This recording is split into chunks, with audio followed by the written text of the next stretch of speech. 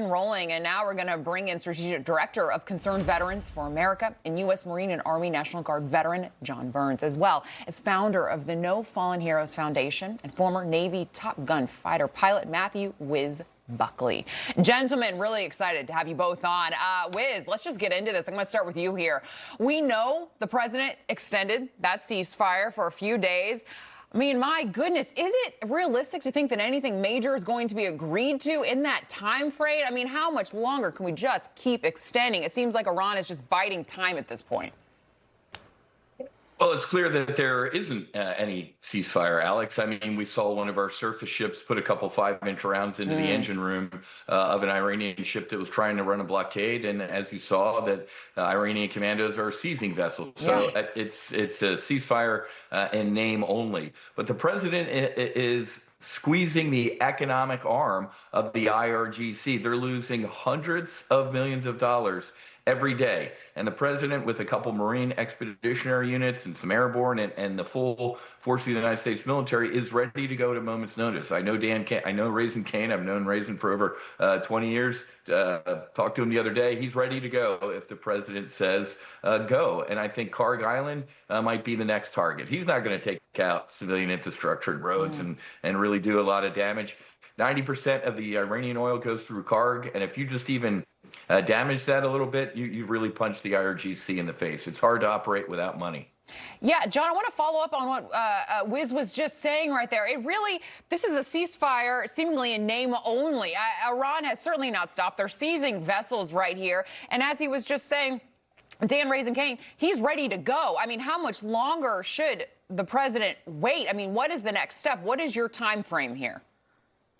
I don't know what the time frame is. I do know that both sides are seeking an edge here in negotiations.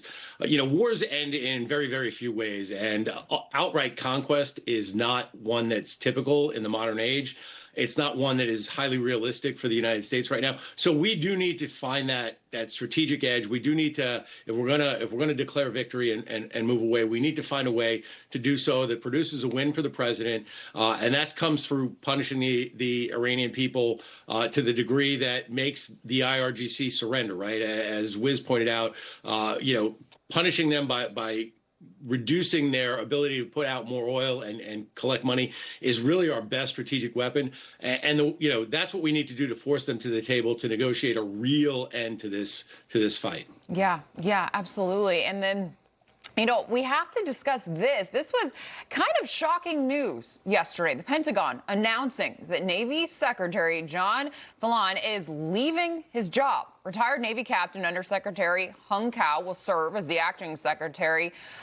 Wiz, what do you make of the timing of this departure? I mean, we are in the middle of this war with Iran. Obviously, it was a move that they felt comfortable making.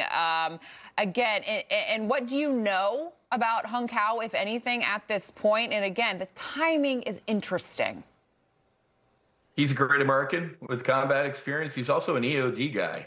I was up in the air conditioning at 30,000 feet. He was dealing with bombs down at 3 inches. So he's a good guy. As far as the politics of it, Alex, I remember that General MacArthur, who essentially won World War II or helped win World War II, was fired by Truman in the middle of the Korean War. General McChrystal was fired by Barack Hussein Obama. So, the comings and goings, especially of a political leader, the SecNav is is an appointed position. So I don't make too much of the politics. I've heard rumors. I'm going to keep them to myself. Let's just say that the president and Sec War have the authority. If you ain't cutting it or attacking the party line, you're going to go. And, the left and some folks in this country were kind of silent when Obama or Biden came in and clipped a bunch of folks. And it's just the way it is. I get it. We're in the middle of a war, but that's maybe one of the reasons he was clipped.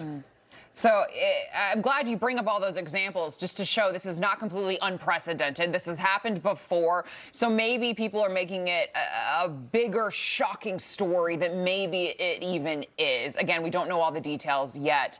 But John, that departure coming just a day after Fallon addressed a large crowd of sailors at the Navy's annual conference in D.C.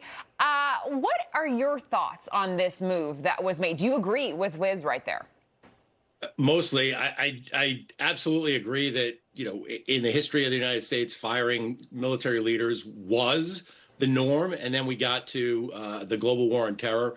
And all of a sudden, we had failure after failure, and nobody got fired for it. The one outstanding kind of a counterexample is General McChrystal. And so I don't read much into the politics of this either. I would remind everyone that the Secretary of War cannot fire a Secretary of the Navy or Secretary of the Army by himself. He absolutely needs the president on his side, not just politically, but technically, legally, it's the president's decision to make that firing. So obviously, this had kind of the highest sanction. President Trump was the ultimate deciding force here that the secretary had to go. And along with Wiz, I agree that Hung Kao is going to be a great Secretary of the Navy. Yeah, from everything I've seen from Hung Kao, he looks like a fantastic person for the job. And again, a lot of the media you're reading, it says it was Secretary of War Pete Hegseth, almost like he completely acted alone. And like you said, President Trump has to have that final call on that. John Byrnes, Matthew Wiz Buckley, I really enjoyed this conversation, gentlemen. Great insight from you both.